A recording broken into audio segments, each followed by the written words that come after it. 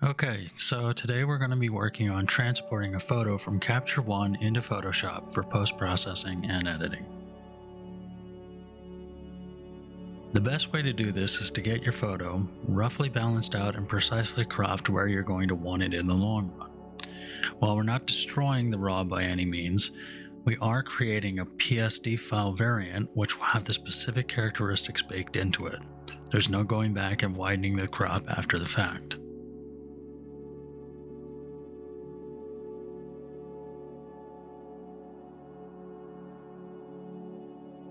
To move the photo over from Capture One to Photoshop, simply right-click on the photo in your browser and select Edit With.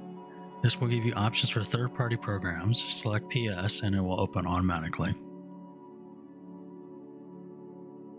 Once you have the PSD in Photoshop, you can make whatever changes you would normally do, including, for our purposes, the Nik Silver Efex Pro processing.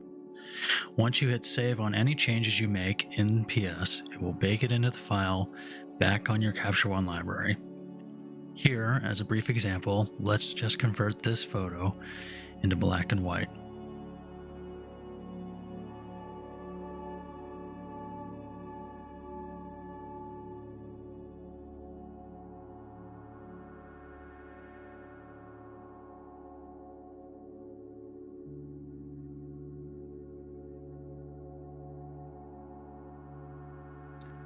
Hit apply and it automatically creates a new layer within Photoshop.